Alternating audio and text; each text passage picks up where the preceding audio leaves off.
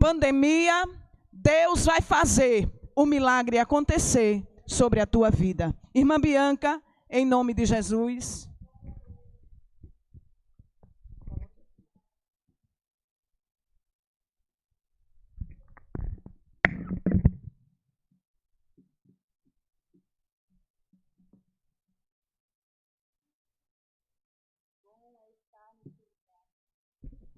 Bom é estar aqui e poder sentir com os irmãos a gloriosa presença que nós temos sentido.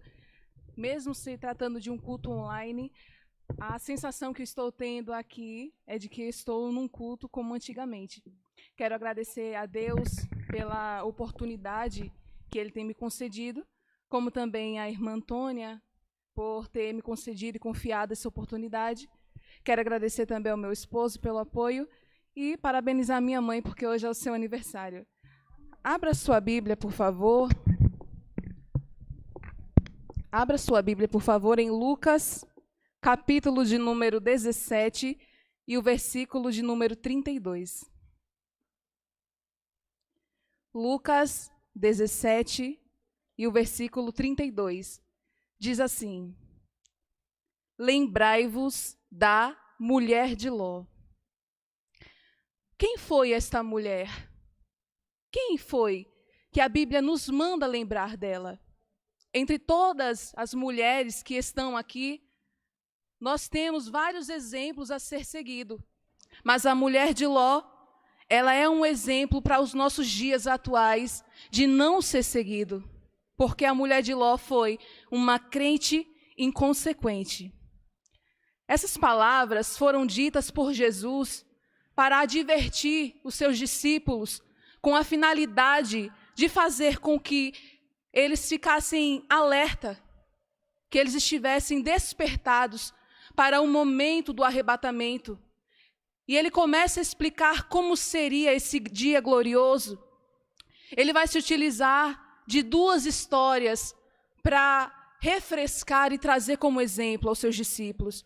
Ele se utiliza primeiramente da história de Noé, dizendo que naqueles dias as pessoas comiam e bebiam, casavam-se e davam-se em casamento. Ora, isso fala de coisas comuns do dia a dia.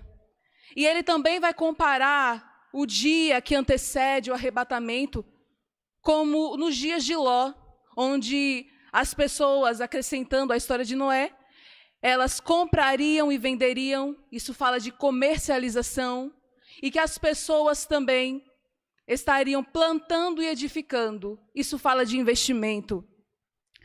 Ou seja, essas coisas são coisas cotidianas, são coisas do dia a dia, e o que Jesus estava dizendo, na verdade, é para os discípulos observarem os sinais, porque o sinal não é para o dia do arrebatamento em si.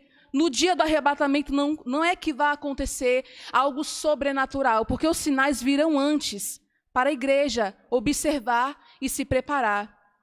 Então ele continua essa advertência dizendo: naquele dia, quem estiver no telhado, não desça por motivo algum para buscar alguma coisa. Ou seja, a versão atualizada vai dizer quem estiver no eirado, a King James vai dizer quem estiver na laje. Mas isso foi uma figura de linguagem utilizada por Jesus, porque quem está no andar de cima consegue perceber as coisas com uma visão panorâmica, consegue perceber com antecedência as coisas que estão por vir. Então, o que Jesus, na verdade, estava dizendo era que quando os crentes, os discípulos, observassem que os sinais estavam se aproximando, não parassem para usufruir das coisas daqui da terra, para se apegar às coisas aqui da terra. E ele acrescenta que quem estivesse no campo não voltasse atrás por motivo algum. O campo fala de lugar de trabalho, lugar de serviço. Quem ia para o campo, na verdade, não era o Senhor, o dono do campo, mas os seus servos. Então, o que Jesus, na verdade, estava dizendo era: quem estiver servindo, quando observar que eu já estou à porta para voltar, não pare de servir por motivo algum. Então Jesus vai acrescentar o versículo onde nós lemos: lembrai-vos da mulher de Ló. Quem foi a mulher de Ló? Ou o que ela fez ou deixou de legado para que isso sirva de lição para os nossos dias atuais? A palavra escrita aqui, lembrar, utilizada no hebraico, o original, foi utilizada a palavra zikaron, que significa memória. E essa palavra ela é utilizada dentro da Bíblia, no Antigo Testamento, em pelo menos 3 situações. A primeira, ela é conjugada no verbo ífio, que quer dizer, representa, na verdade, se lembrar no sentido jurídico. Quando se tratava do povo ter a necessidade e o dever de se lembrar, de memorizar a lei de Deus, a Torá. Era também conjugada no modo ífio, quando se tratava de lembrar no sentido litúrgico, para que o povo se lembrasse do seu Deus no momento do culto. Porque um culto onde a mente, a nossa memória, o nosso pensamento, nosso racional não está voltado para Deus, na verdade, é um culto inútil. Mas nesse caso, nesse contexto, a palavra está conjugada no verbo zakar, que significa traga à memória um acontecimento passado. Foi o caso da mulher de Ló. Jesus estava dizendo: lembrem-se dela, lembrem-se da história da mulher de Ló. A Bíblia vai nos dizer que Deus estava determinado a destruir a cidade de Sodoma e Gomorra, porque o pecado do povo havia se agravado de tal maneira que já não dava mais para deixar as coisas como estavam. Então, Deus para isso envia 2 anjos até a cidade, com a finalidade de destruir. Mas quando eles se aproximam da cidade, Ló, que estava à porta, os convida à sua casa, os convida a pousar ali. E quando eles ali chegam, a Bíblia vai nos dizer que os homens da cidade de Sodoma, de todos os bairros, desde o menor até o maior, desde o mais moço, jovem, até o ancião de cabelos brancos, quem deveria ser o exemplo para aqueles jovens.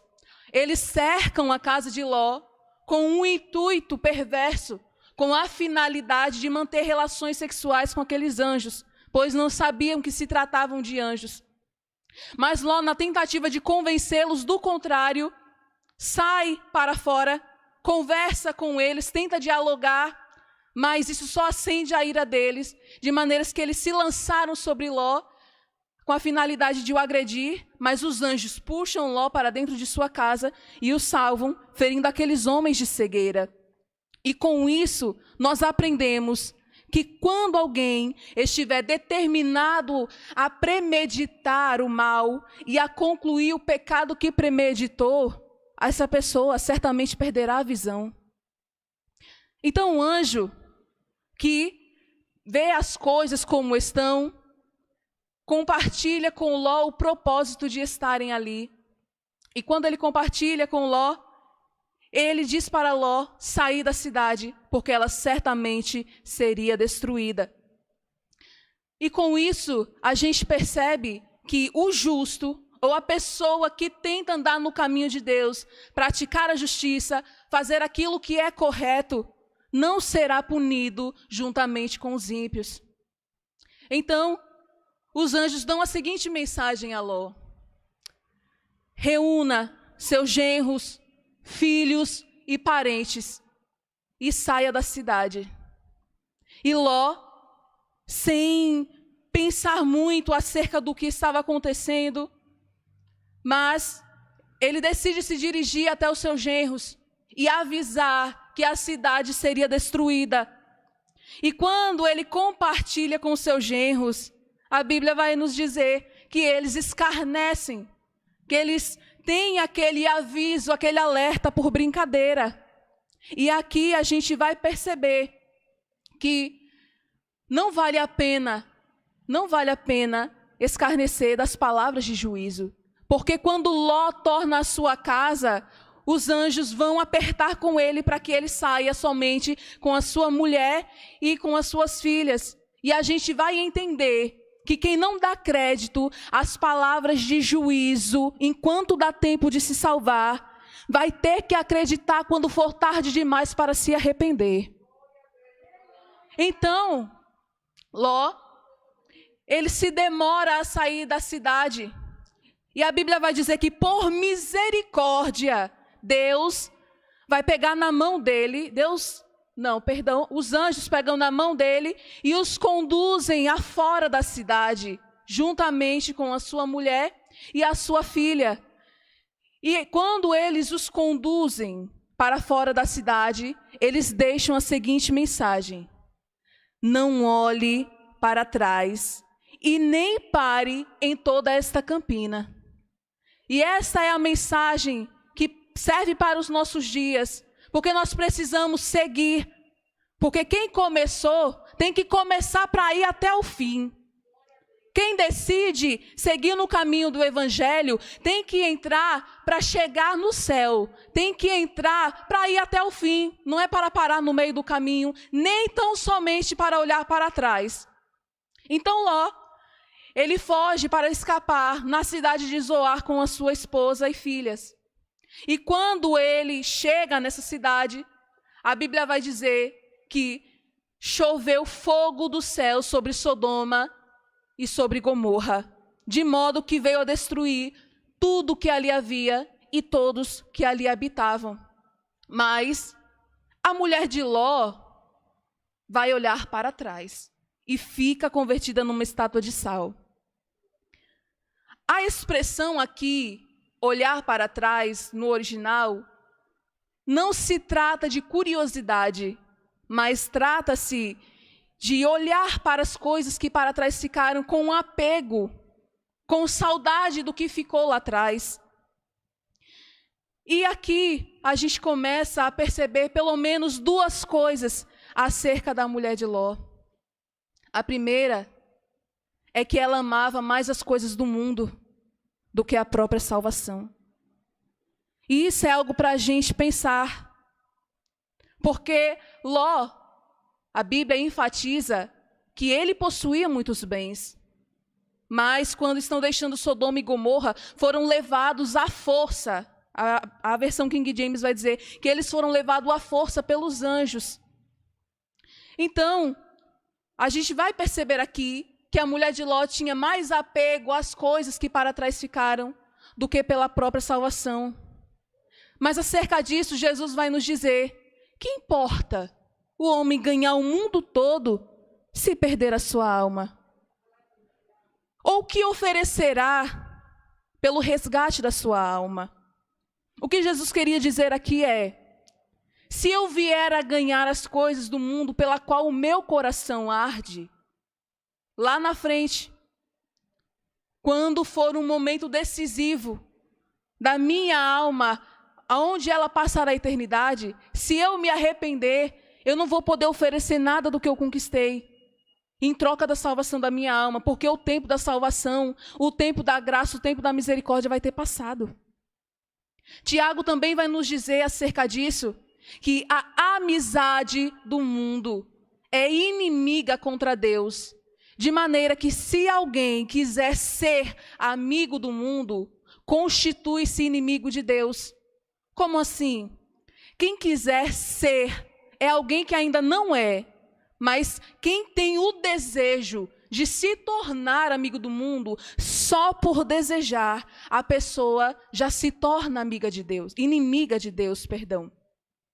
E Tiago vai acrescentar também, dizendo: chorai vós os ricos, e lamentai pelas vossas misérias, porque as vossas riquezas se apodreceram, as vossas roupas estão comidas pelas traças, a vossa prata e o vosso ouro se revestiram de ferrugem, e essa ferrugem testemunhará contra vós naquele grande dia. O que Tiago estava dizendo é: aquilo pela qual o meu coração está apegado, que me impede de seguir o caminho de Deus, que me impede de obedecer a Deus. Isso, pela qual o meu coração se apegou, vai testemunhar contra mim naquele grande dia decisivo do juízo final. A mulher de Ló tinha o coração apegado a essas coisas. E quando ela olhou para trás, ela se converte em estátua de sal, aplicando aqui que ela perdeu a sua salvação. E aqui a gente começa já a pensar num segundo ponto, uma segunda lição acerca disso.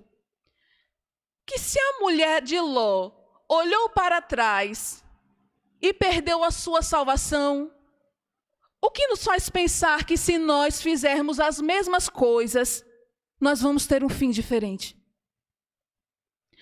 Jesus vai nos enfatizar acerca das palavras de juízo, porque a gente vai perceber que a mulher de Ló não temeu as palavras de juízo. Porque o anjo disse: não pare em toda esta campina e nem olhe para trás, para que não pereça. Ela não levou em conta essas palavras de juízo. Por isso aqui podemos dizer que ela foi uma crente inconsequente. E o que é a inconsequência? É alguém que não mede a consequência dos próprios atos. Mas isso nos leva a refletir. Será que nós temos dado o devido crédito, a devida importância às palavras de juízo que estão aqui nesse livro? As palavras de juízo que estão aqui para nos alertar?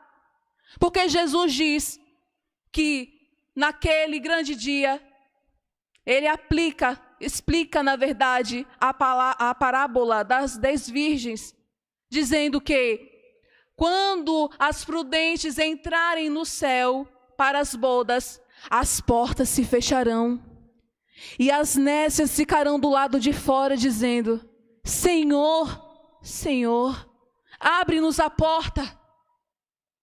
Mas aí ele vai dizer: em verdade vos digo que eu não vos conheço. Nós precisamos levar azeite nessa caminhada. Precisamos acreditar que aquele que não estiver preparado com azeite na lamparina vai ficar do lado de fora. Acerca das palavras de juízo, Jesus também vai dizer que nem todo aquele que o chama de Senhor, Senhor, entrará no reino dos céus, mas aquele que fizer a vontade do meu Pai. E naquele dia muitos dirão: Senhor, nós profetizamos em teu nome, expulsamos demônio no teu nome, fizemos maravilhas. Mas observe aqui: expulsar demônio, profetizar, fazer sinais e maravilhas é uma ação do Espírito Santo, não é uma ação humana. É preciso obras, por isso que ele vai dizer: aquele que fizer a vontade do meu Pai que está no céu. Mas a pessoa, aquele que ouve essa mensagem pode até dizer: mas eu sou crente, eu creio em Deus e isso basta. Mas Tiago vai dizer que a fé sem obra, ela é morta. E ele acrescenta: você crê que Deus existe? Até os demônios creem e tremem de pavor. Então, será que nós temos dado a devida importância às palavras de juízo que aqui estão escritas? Porque Jesus diz que naquele grande dia ele se assentará no trono de glória e ele separará as nações que estarão diante dele, como um pastor separa bode das ovelhas. E ele dirá para os bodes irem para a esquerda e para as ovelhas irem para a direita. As ovelhas ele dirá: vinde, benditos do meu Pai, possuir o reino que desde a fundação do mundo vos é preparado. Mas aos bodes ele vai dizer: afastai-vos de mim, malditos, porque eu não vos conheço. E a Bíblia vai concluir essa história dizendo que estes foram lançados no fogo eterno. E acerca desta mesma passagem, João vai dizer que ele vai descrever no livro do Apocalipse a visão que ele teve do dia do juízo final. Ele vai dizer que viu os mortos diante de Deus, viu grandes e pequenos, diante da presença do Senhor. E foram abertos muitos livros. E foi aberto ainda um outro livro, o livro da vida. E todo aquele que não foi achado o seu nome escrito no livro da vida, foi lançado no lago de fogo ardente. Isaías vai dizer no último versículo do seu livro, acrescentando acerca de como é o inferno, vai dizer que lá é o lugar onde o verme nunca morre, aonde o fogo nunca se apaga, e aqui eu acrescento que é um lugar onde a ferida nunca cicatriza. Nós percebemos que a mulher de Ló não deu a devida importância às palavras de juízo que aqui estava escrito, e ela olha para trás e perde a sua salvação. Por essa razão, nós não podemos olhar para trás. A Bíblia vai nos dizer que ainda um pouquinho e o que há de vir virá, e não tardará. Mas o justo viverá pela fé, e se alguém retroceder, se alguém tornar atrás, se alguém parar no meio do caminho, se alguém desistir da caminhada, a minha alma, diz o Senhor, não tem prazer nele. Nós não devemos olhar para trás. A mulher de Ló foi uma crente inconsequente. Ela foi aquela que coloca a mão no arado e nós não podemos olhar para trás. E aqui eu quero dizer para você que está em casa me ouvindo, não para os salvos, mas para você que não tem dado o devido valor, a devida importância à pregação dos seus amigos, à pregação dos seus familiares, que você precisa aceitar Jesus. Como também quero dizer para você, árvore infrutífera, semente caída entre o caminho, entre a pedra e espinhos. Quero dizer para você, servo mau e negligente, virgem nécia, a você que não é quente nem frio, mas que é morno, a você que tem enterrado o seu talento, quero te dizer que tema e trema quando estiver dentro de casa e se ouvir somente o silêncio daqueles que habitam com você. Pode ser que o arrebatamento tenha acontecido e você tenha sido deixado para trás. E aqui eu quero concluir dizendo, para onde nós devemos olhar então? Para pelo menos duas coisas. Paulo vai nos aconselhar em 2 Coríntios, capítulo de número 4, versículo 18, que nós fixamos os nossos olhos, direcionamos a nossa visão, não para as coisas que se veem, mas para as que se não veem, porque as que se veem são passageiras, mas aquilo que eu não vejo, aquilo que eu não posso enxergar, isso é eterno. E para onde mais eu devo olhar? Jesus vai aconselhar que a gente deve olhar para nós mesmos, dizendo, olhai para que a luz que há em ti não sejam trevas. E aqui eu agradeço a minha rica oportunidade.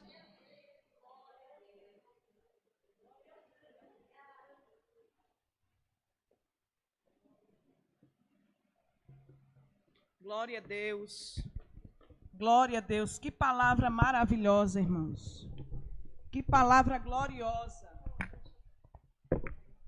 Vindo direto do coração.